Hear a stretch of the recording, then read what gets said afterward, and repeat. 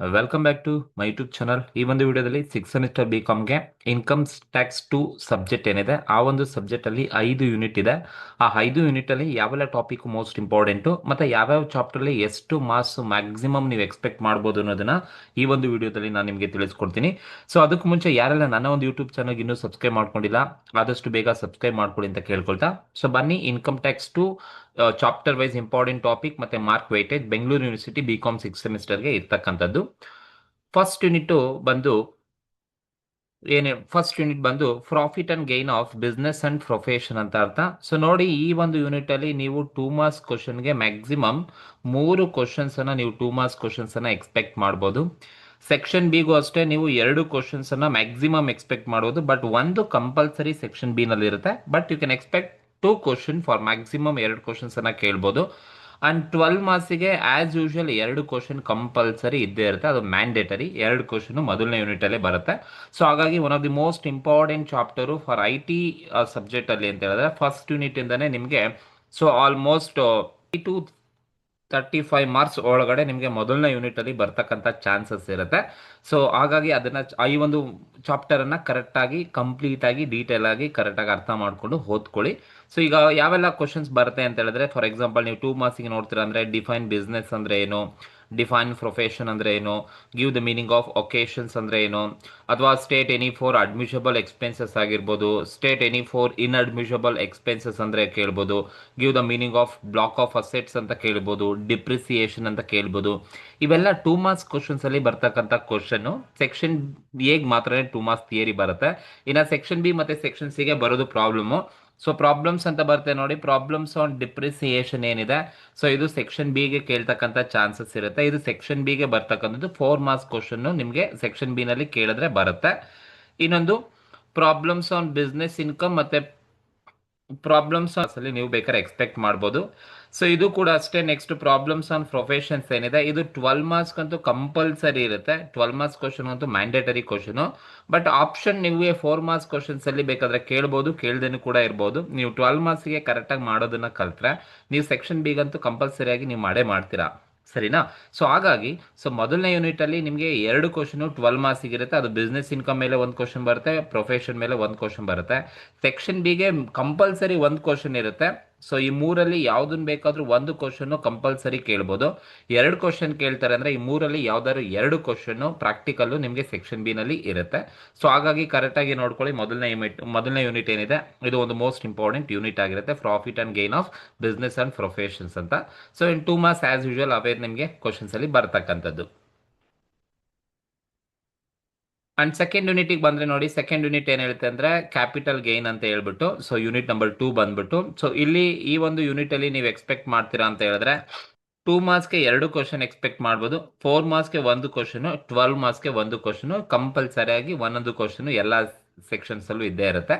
So ಒಂದು 20 marks ನಿಮಗೆ ಸಿಗ್ಬಹುದು. ಸೊ 2 ಮಾರ್ಕ್ಸ್ ಕ್ವಶನ್ಸ್ ಅನ್ನ ಕೇಳ್ತಾರೆ ಅಂತ ಹೇಳಿದ್ರೆ, so give the meaning of capital assets ಅಂದ್ರೆ ಏನು, what do you mean by long term capital gain, LTCG ಅಂದ್ರೆ ಏನು, ಮೀನಿಂಗ್ ಆಫ್ STCG ಅಂದ್ರೆ ಏನು, ಅಥವಾ meaning of LTCA long term capital asset ಅಂದ್ರೆ ಏನು, meaning of short term capital asset ಅಂದ್ರೆ ಏನು, ಅಥವಾ give the meaning of CII ಕೇಳ್ಬೋದು. ಸೊ ಇವೆಲ್ಲ 2 ಮಾರ್ಕ್ಸ್ ಕ್ವಶನ್ಸ್ ಅಲ್ಲಿ ಕೇಳ್ಬೋದು. ಅಥವಾ what you mean by indexed cost of acquisition ಅಂದ್ರೆ ಏನು ಅಂತ ಬೇಕಾದ್ರೆ ಕೇಳ್ಬೋದು. ಸೊ ಇದು 2 ಮಾರ್ಕ್ಸ್ ಕ್ವಶನ್ಸ್ ಆದ್ರೆ ನಿಮಗೆ ಸೆಕ್ಷನ್ ಬಿ ಮತ್ತೆ ಸಿ ಗೆ 1 ಕ್ವಶನ್ ಬರುತ್ತೆ, ಅದು ಪ್ರಾಬ್ಲಮ್ಸ್ ಬರ್ತಕ್ಕಂಥದ್ದು. So problems on capital gain ಮೇಲೆ ಸೆಕ್ಷನ್ ಬಿಗೂ 1 ಕ್ವಶನ್ ಬರುತ್ತೆ, ಸೆಕ್ಷನ್ ಸಿಗೂ 1 ಕ್ವಶನ್ಸ್ ಕಂಪಲ್ಸರಿ ಇರುತ್ತೆ. ಪ್ರಾಕ್ಟಿಕಲ್ ಕ್ವಶನ್ ಬರ್ತಕ್ಕಂಥದ್ದು. ಸೆಕ್ಷನ್ ಎಗೆ ಮಾತ್ರನೇ ಥಿಯರಿ ಬರುತ್ತೆ, ಅದು ಮೀನಿಂಗ್ ಅನ್ನ ಕೇಳ್ತಕ್ಕಂಥ ಚಾನ್ಸಸ್ ಇರುತ್ತೆ. ಕ್ಯಾಪಿಟಲ್ ಗೈನ್ ಅಂದ್ರೆ ಏನು, ಅಸೆಟ್ಸ್ ಅಂದ್ರೆ ಏನು, ಅಥವಾ ಕಾಸ್ಟ್ ಆಫ್ ಇಂಡೆಕ್ಸ್ಡ್ ಅಕ್ವಿಜೇಷನ್ಸ್ ಅಂದ್ರೆ ಏನು. ಸೊ ಈ ತರ ಕ್ವಶನ್ಸ್ ಅನ್ನ ಕೇಳ್ತಕ್ಕಂಥ ಚಾನ್ಸಸ್ ಇರುತ್ತೆ ಅಷ್ಟೇ. ಒಟ್ಟಿನಲ್ಲಿ ಈ ಒಂದು ಯೂನಿಟ್ ಅಲ್ಲಿ ನಿಮಗೆ ಮ್ಯಾಕ್ಸಿಮಮ್ ನಿಮಗೆ ಒಂದು 20 ಮಾರ್ಕ್ಸ್ ಅಂದ್ಕೊಳ್ಳಿ, ಮ್ಯಾಕ್ಸಿಮಮ್ 18 to 20 ಮಾರ್ಕ್ಸ್ ನೀವು ಎಕ್ಸ್ಪೆಕ್ಟ್ ಮಾಡ್ಬೋದು. ಅಂಡ್ ಇದೇ ತರ ಯೂನಿಟ್ ನಂಬರ್ 3 ಬಂದ್ರೆ ಇನ್ಕಮ್ ಫ್ರಮ್ ಅದರ್ ಸೋರ್ಸ್ ಇದೆ. ಸೊ ಈ ಒಂದು ಅದರ್ ಸೋರ್ಸ್ ಆಫ್ ಇನ್ಕಮ್ ಅಲ್ಲೂ ಕೂಡ ಅಷ್ಟೇ. ಸೊ ನೀವು 1 ಕ್ವಶನ್ ಅಥವಾ 2 ಕ್ವಶನ್ ಮ್ಯಾಕ್ಸಿಮಮ್ 2 ಮಾರ್ಕ್ಸ್ಗೆ ಎಕ್ಸ್ಪೆಕ್ಟ್ ಮಾಡ್ಬೋದು. ಸೆಕ್ಷನ್ ಬಿಗೆ 1 ಕ್ವಶನ್ ಇರುತ್ತೆ, ಸೆಕ್ಷನ್ ಸಿಗೆ 1 ಕ್ವಶನ್ ಕಂಪಲ್ಸರಿ ಇದ್ದೇ ಇರತಕ್ಕಂಥದ್ದು. So like what is tax free government security ಅಂದ್ರೇನು, what do you mean by cum interest security ಅಂದ್ರೇನು, ಅಥವಾ name any four income chargeable to tax under head of the other source ಅಲ್ಲಿ. So ಇವೆಲ್ಲ 2 marks questions ಅಲ್ಲಿ ಕೇಳ್ಬೋದು. And ನಿಮಗೆ total income from other ಸೋರ್ಸ್ಗೆ ಸಂಬಂಧಪಟ್ಟಂತ ಸೆಕ್ಷನ್ ಬಿ ಮತ್ತೆ ಸೆಕ್ಷನ್ ಸಿ ಗೆ ಸಂಬಂಧಪಟ್ಟಂತ 12 ಮಾರ್ಕ್ಸ್ ಕ್ವಶನ್ ಕಂಪಲ್ಸರಿ ಈ ಒಂದು ಯೂನಿಟ್ ಇಂದ ಇದ್ದೇ ಇರುತ್ತೆ. So other source of income ಕೂಡ ತುಂಬಾ ಈಸಿಯಾಗಿ ಆನ್ಸರ್ಸ್ ಅನ್ನ ಮಾಡಬಹುದು. ಸೊ ಹಾಗಾಗಿ ಎಲ್ಲಾ ಸೆಕ್ಷನ್ಸ್ ಅಲ್ಲೂ ಒಂದೊಂದು ಕ್ವಶನ್ ಅಂತೂ ನೀವು ಕಂಪಲ್ಸರಿ ಆಗಿ ನೀವು ಎಕ್ಸ್ಪೆಕ್ಟ್ ಮಾಡಬಹುದು. ಆ ತರ ಕ್ವಶನ್ಸ್ ಈ ಒಂದು ಯೂನಿಟ್ ಅಲ್ಲಿ ನಿಮಗೆ ಸಿಕ್ಕೇ ಸಿಗುತ್ತೆ. ದೆನ್ ಯೂನಿಟ್ 4 ಬಂದ್ಬಿಟ್ಟು set off and carry forward of losses and assessment of individuals ಅಂತ ಹೇಳ್ಬಿಟ್ಟು. ಸೊ ಈ ಒಂದು ಚಾಪ್ಟರ್ ಅಲ್ಲಿ ನಿಮಗೆ 2 ಮಾರ್ಕ್ಸ್ಗೆ 2 ಕ್ವಶನ್ ಎಕ್ಸ್ಪೆಕ್ಟ್ ಮಾಡ್ತಾರೆ, 4 ಮಾರ್ಕ್ಸ್ಗೆ 1 ಕ್ವಶನ್ ಇರುತ್ತೆ, 12 ಮಾರ್ಕ್ಸ್ಗೆ 1 ಕ್ವಶನ್ಸ್ ಅನ್ನು ನೀವು ಎಕ್ಸ್ಪೆಕ್ಟ್ ಮಾಡಬಹುದು. ಸೊ ಹಾಗಾಗಿ ಈ ಒಂದು ಚಾಪ್ಟರ್ ಅಲ್ಲಿ ನೀವು 18 to 20 ಮಾರ್ಕ್ಸ್ ಅನ್ನ ಮ್ಯಾಕ್ಸಿಮಮ್ ಎಕ್ಸ್ಪೆಕ್ಟ್ ಮಾಡಬಹುದು. ಸೆಕ್ಷನ್ ಸಿ ಗೆ 1 ಕ್ವಶನ್ ಅಂತೂ ಕಂಪಲ್ಸರಿ, ಸೆಕ್ಷನ್ ಬಿ ಗೂ 1 ಇದ್ದೇ ಇರುತ್ತೆ. ಸೆಕ್ಷನ್ ಸಿ ನಲ್ಲಿ 1 or 2 ಕ್ವಶನ್ಸ್ ನಿಮಗೆ, ಸೆಕ್ಷನ್ ಎ ನಲ್ಲಿ 1 or 2 ಕ್ವಶನ್ ನಿಮಗೆ ಬರಬಹುದು. First one, meaning of gross total income ಕೇಳ್ಬೋದು. So what do you mean by set off ಅಂದ್ರೆ ಏನು ಅಂತ ಕೇಳ್ಬೋದು. Meaning of intra head set off ಆಗಿರ್ಬೋದು ಅಥವಾ ಇಂಟರ್ ಏಟ್ ಸೆಟ್ ಆಫ್ ಆಗಿರ್ಬೋದು ಕೇಳ್ಬೋದು. Explain the provision of set off and carry forward losses. ಇದು ಥಿಯರಿ ಕ್ವಶನ್ಸ್ ಕೇಳ್ತಕ್ಕಂಥ ಚಾನ್ಸಸ್ ಇರುತ್ತೆ.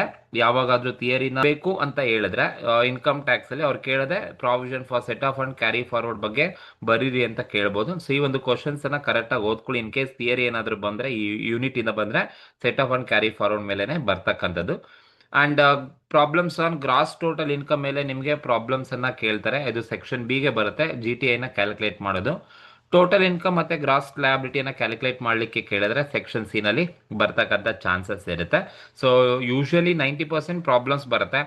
10% ಏನಾದರೂ ಥಿಯರಿ ಕೇಳಿದ್ರೆ, ಸೊ ಯಾವ್ದಾದ್ರು ಸೆಕ್ಷನ್ ಬಿ ನಲ್ಲಿ ಆಗಿರ್ಬೋದು ಅಥವಾ ಸೆಕ್ಷನ್ ಸಿ ನಲ್ಲಿ ಆಗಿರ್ಬೋದು, set off and carry forward losses ನ ಎಕ್ಸ್ಪ್ಲೈನ್ ಮಾಡಿ ಅಂತ ಹೇಳ್ಬಿಟ್ಟು ಕೇಳ್ಬೋದು. ಸೊ ಹಾಗಾಗಿ ಈ ಒಂದು ಚಾಪ್ಟರ್ನು ಕೂಡ ಕರೆಕ್ಟಾಗಿ ನೋಡ್ಕೊಳ್ಳಿ, ತುಂಬಾ ಈಸಿ ಇರುತ್ತೆ. Set off and carry forward gross total income ಅನ್ನ ಕ್ಯಾಲ್ಕುಲೇಷನ್ಸ್ ಅನ್ನ ಮಾಡ್ತಕ್ಕಂಥದ್ದು. ದೆನ್ ಯೂನಿಟ್ 5 ಬಂದು assessment procedures and income tax authorities ಅಂತ. ಸೊ ಈ ಯೂನಿಟ್ ಅನ್ನ ನೀವು ನೋಡ್ತೀರಾ ಅಂದ್ರೆ 2 ಮಾರ್ಕ್ಸ್ ಕ್ವಶನ್ಸ್ ಅಲ್ಲಿ 1-2 ಕ್ವಶನ್ ಎಕ್ಸ್ಪೆಕ್ಟ್ ಮಾಡ್ಕೋಬಹುದು. ಸೆಕ್ಷನ್ ಬಿ ಗೆ 4 ಮಾರ್ಕ್ಸ್ಗೆ 1 ಕ್ವಶನ್ಸ್ ಬರ್ಬೋದು, ಬರ್ದೇನು ಕೂಡ ಇರ್ಬೋದು. ಬಟ್ ಸೆಕ್ಷನ್ ಸಿ ಗಂತೂ ಯಾವುದೇ ಕ್ವಶನ್ ಇಲ್ಲಿಂದ ಬರ್ತಕ್ಕಂಥ ಚಾನ್ಸಸ್ ಇರೋಲ್ಲ, ಕಡಿಮೆ ಚಾನ್ಸಸ್ ಇರುತ್ತೆ. ಸೊ ನೀವು ಫಸ್ಟ್ 4 ಚಾಪ್ಟರ್ನ ತರವಾಗಿ ಪ್ರಿಫರ್ ಮಾಡಿಕೊಂಡ್ರೆ ನಿಮಗೆ ಈ ಒಂದು ಯೂನಿಟ್ ಏನು ಅಷ್ಟು ವೆಯ್ಟೇಜ್ ಇಲ್ಲ ಅಂತ ನನ್ನ ಒಂದು ಅನುಭವ.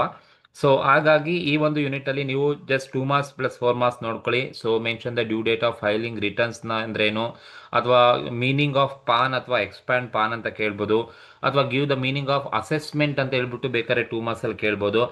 ಸೊ ಟೈಪ್ಸ್ ಆಫ್ ಅಸೆಸ್ಮೆಂಟ್ ಅನ್ನ ಕೇಳ್ಬೋದು, ಅದೊಂದು ನೋಡ್ಕೊಳ್ಳಿ. ಬೇಕಾದ್ರೆ ಟೈಪ್ಸ್ ಆಫ್ ಅಸೆಸ್ಮೆಂಟ್ ಥಿಯರಿ ಕೇಳಿದ್ರೆ ಆ ಒಂದು ಕ್ವಶನ್ಸ್ ಬೇಕಾದ್ರೆ ಬರ್ಬೋದು. ಅಥವಾ ಎಕ್ಸ್ಪ್ಲೈನ್ ದ ಪವರ್ಸ್ ಅಥವಾ ಫಂಕ್ಷನ್ಸ್ ಆಫ್ CBDT ಬೇಕಾದ್ರೆ ಕೇಳ್ಬೋದು, central board of direct tax. ಇಲ್ಲ ಅಂದ್ರೆ ಎಕ್ಸ್ಪ್ಯಾಂಡ್ ಅಂತ ಹೇಳ್ಬಿಟ್ಟು ಕೇಳ್ಬೋದು, CBDT central board of direct tax ಆಗಿರ್ಬೋದು, CIT commissioner of income tax, ITO income tax officer, PAN ಬಂದು ಪರ್ಮನೆಂಟ್ ಅಕೌಂಟ್ ನಂಬರ್ ಅಂತ ಹೇಳ್ಬಿಟ್ಟು.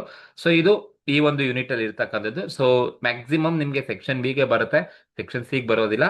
ಹಾಗಾಗಿ ನೀವು ಫಸ್ಟ್ ಪ್ರಯಾರಿಟಿ ಬಂದು ಯಾವಾಗಲೂ ಕೂಡ ನೀವು ಈ ಒಂದು ಇನ್ಕಮ್ ಟ್ಯಾಕ್ಸ್ 2 ನಲ್ಲಿ ಫಸ್ಟ್ ಪ್ರಯಾರಿಟಿ ಯೂನಿಟ್ ಫಸ್ಟ್ ಗೆ ಕೊಡಿ.